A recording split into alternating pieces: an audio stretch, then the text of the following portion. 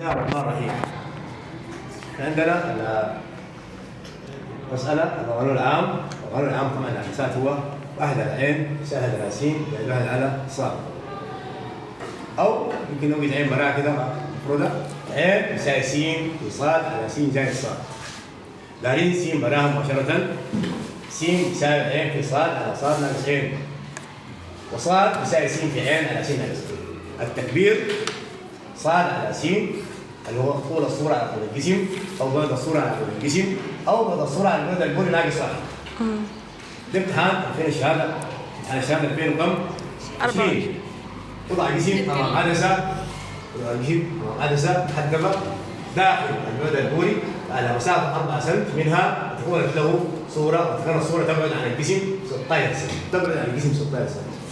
يجي ألف البعد البولي للعدسة، 2 إذا تحرك الجسم 2 سم نحو عن موضعه مبتعدا عن العدسة، أوجد المسافة بين العدسة والصورة وبين الصورة والعدسة. من باء هنا أوجد بعد الصورة عن الجسم.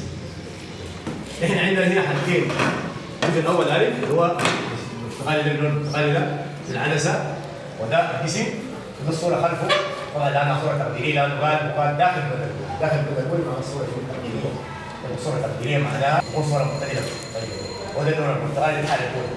4 من الوجه بين الجسم والصورة 16 معناها 4 على 16 20. يبقى من هنا س يساوي 4 قد الجسم، صاد الصورة 20 خليه بالسالب لأنها صورة تقديرية.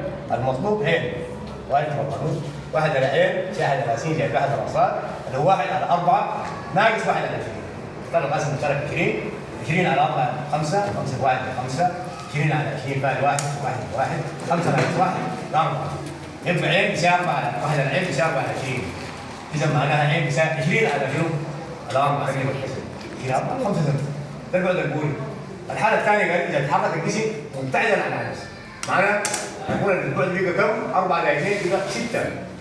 طيب 6 دي معناها خرج عن البورة. يعني بقى البورة خرج عن البعد البولي. بقى الصورة هتتحول لصورة خلفية اللي هي في اللون الأبيض ده. دي الصورة اللي الجسم بيبقى هنا ده 100 سم، تبقى الصورة بين الصورة طبعا هتكون حقيقية ومقلوبة.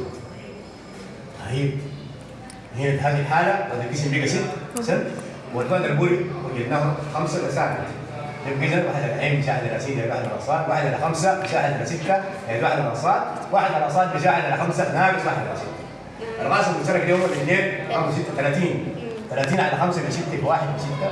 30 على 6 5 1 5. 6 ناقص 5 بكم؟ 1. يبقى 1 على صاد يساوي 1 على 30.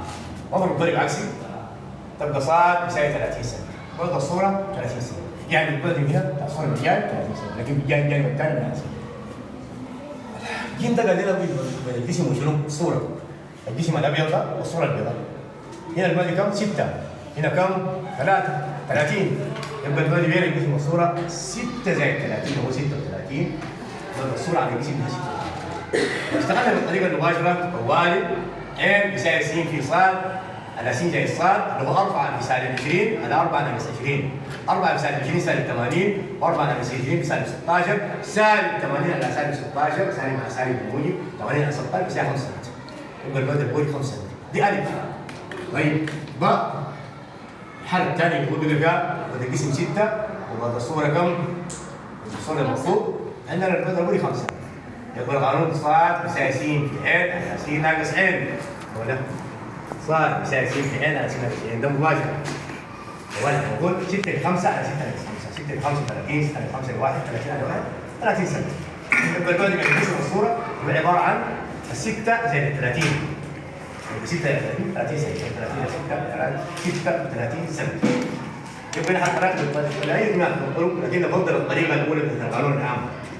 القانون العام حجم شاهد والتعامل فيه مضمون والذمة حاضر فيه.